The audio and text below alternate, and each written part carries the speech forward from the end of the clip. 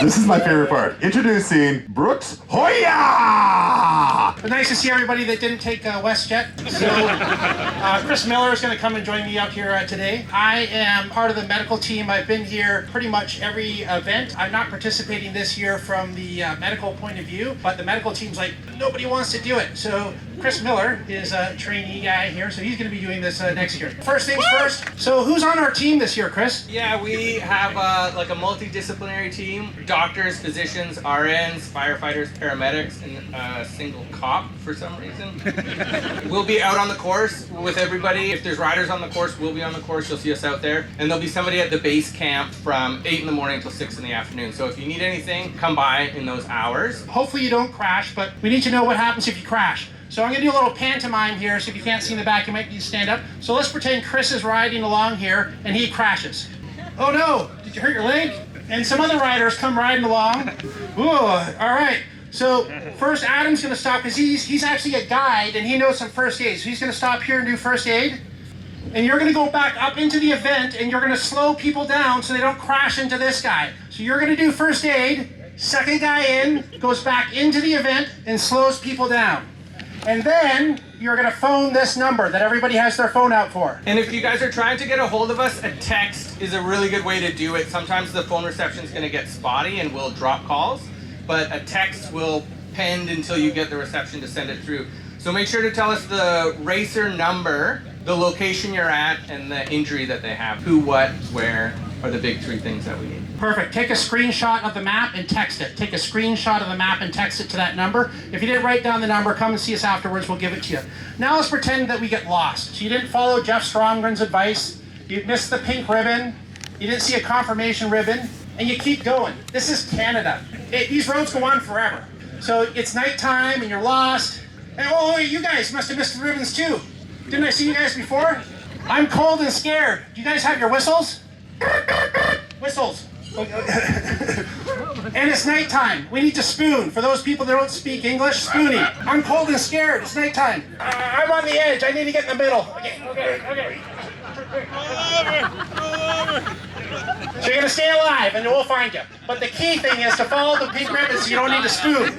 Okay, today was pretty hot, right? If it gets hotter, for those people that are from British Columbia, like in 2021 heat dome level, I don't think it's going to get that hot this week, but if it gets too hot, someone can get something called hyperthermia, and you can die from that. It's bad news. So what you want to do is somebody starts looking drunk, it looks like maybe they start having a seizure and they're hot. What you're going to do is you're going to get them naked, and then you're going to get them wet. First you get them naked, and then you get them, no spooning for this one. If you find someone incapacitated, immediately take their clothes off. Welcome to Canada. One of the main ways to not get overheated is to stay hydrated. You want to drink water. How much water do you want to drink? You want to drink water until you're a happy mountaineer.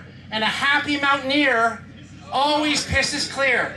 A happy mountaineer always pisses clear. How much water is that a day? Is that like a liter? How much? Until you piss clear. That's how much water you drink. Is it possible to drink too much water? Yes. If you drink water without eating and without electrolytes, you get something dilutional hyponatremia. Also bad. You don't want that thing. So you're going to eat food and drink water. How much water? Perfect. Speaking of dehydration, another way that you can get dehydrated is diarrhea.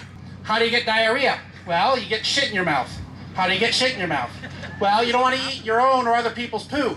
In this type of environment where we're in group living and things, it's really important that you wash your hands after using the toilet. For those people who speak English, you wipe your ass, and then you get a microscopic amount of feces on your fingers. Unless the toilet paper breaches, then it's a macroscopic amount of feces. So after you use the toilet, you're going to wash your hands. How long do you wash your hands for? You wash your hands until they look clean, and then you start 30 seconds, soap, water, and friction. So you're going to wash your hands for 30 seconds. That's happy birthday or Frere Jacques twice. Then you're going to wash off the frothy poo, and you're good to go. So we want to avoid diarrhea. Speaking of ass, the other thing that can happen on this program is you can get a saddle sore. What's a saddle sore? Who's had a saddle sore before? Who's never done a 7-day mountain bike event before? Pay attention to me.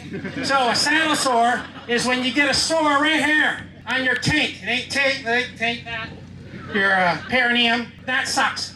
So what do? First thing is you prevent it. You prevent it with lube. How much lube do you use? Lots. And if you're a dude, you put the lube on like this. And if you're a chick, you put the lube on this way. If you get a saddle sore, come and see us so that we can help Kate. Or don't see me, I'm not here this year. But come and see those guys in the green sheet and they'll sort you out and prevent it from getting worse. You don't want any saddle sores. Lots of lube. Okay, so out here in Canada, we have bears. There's two types of bears. There's grizzly bears and there's black bears. Good news here, this part of British Columbia doesn't have grizzly bears, just black bears. So if you see a black bear, give it plenty of space. And it's pretty rare, but we did have someone charged, that attack with the BC bike race a few years ago because a bear was protecting a kill. Anyways, if the bear attacks you, what you're gonna do is you're gonna fight to win. You're gonna fight to win. You and your buddy are gonna get your bike, you're gonna fucking beat the shit out of that fucking thing, and you're gonna win, and you're gonna get a rock, and you're gonna stick, and you're gonna fight to win, and you're not gonna lose. Good news is there's no grizzly bears around here because they don't lose. The other thing that we have around here are cougars. They're predatory and opportunistic. There's two types of cougars. For those people who don't speak English, ask the person that just laughed.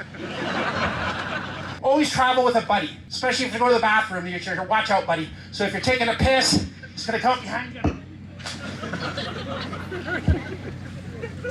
That was more like a shit, but anyways, so if the cougar, very rare, if it does attack you, you're gonna fight to win, you're gonna win, you're gonna make it happen. Just do it, just win.